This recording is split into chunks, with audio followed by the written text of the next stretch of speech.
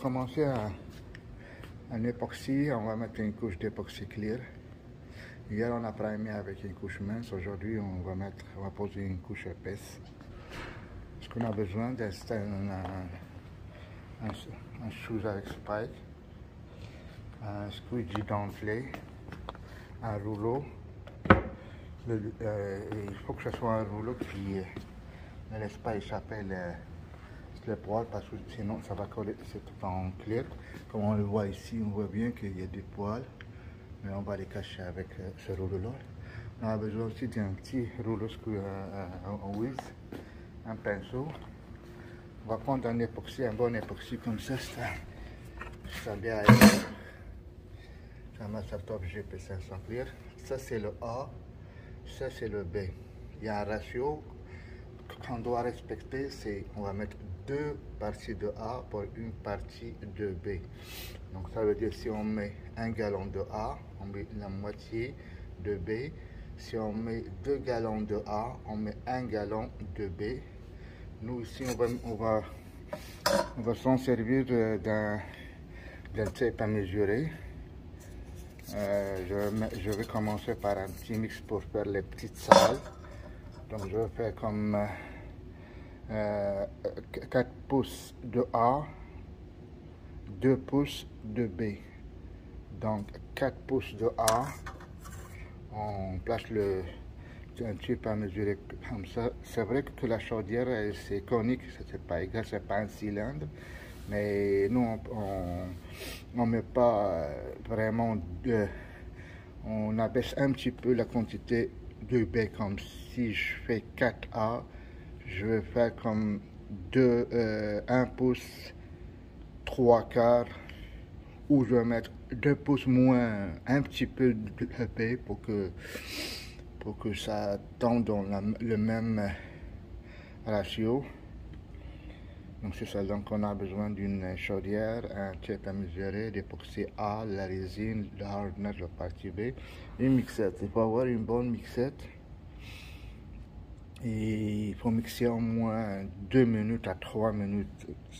2 minutes c'est le minimum pour que le A et le B ils se mixent ensemble, puis pour qu'ils sèchent comme il faut. Là ici le plan c'est... On va commencer par faire les petites salles. Les petites salles. Comme ici, comme cette salle-là aussi, cette salle-là. Il y a une petite salle aussi ici. On va faire les petites salles. Après ça, on va faire le grand plancher. Ici aussi, c'est petit. On va le faire avant de faire le grand plancher. Parce qu'il ne faut pas qu'on fasse un joint entre les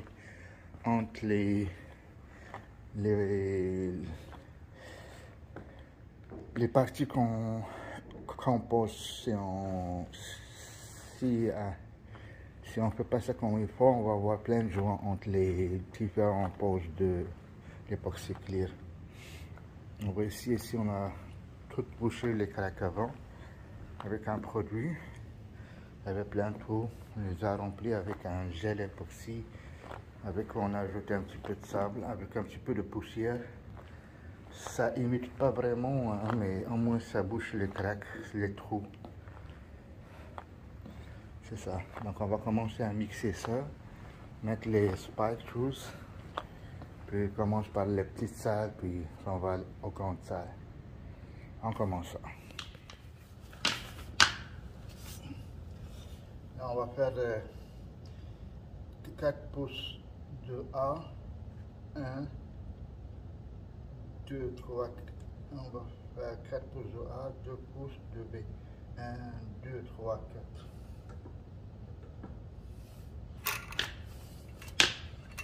4.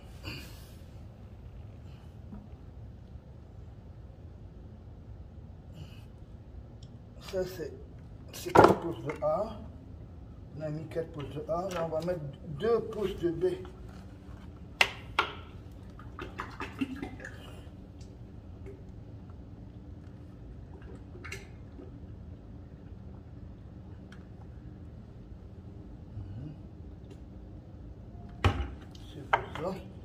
Donc 4 pouces de A.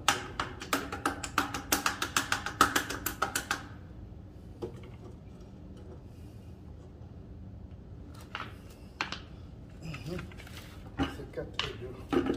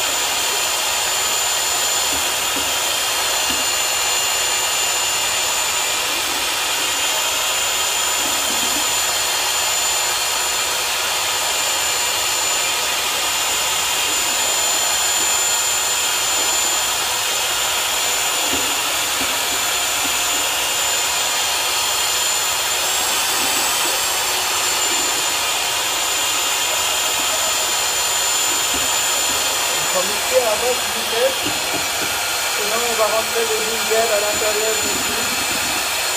Mixer à basse vitesse.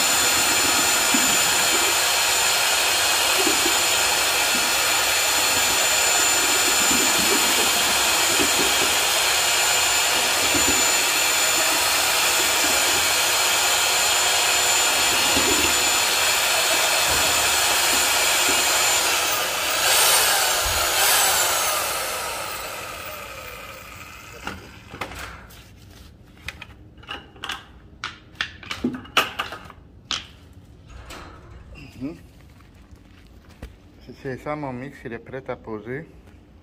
On a déjà commencé de l'autre côté là-bas.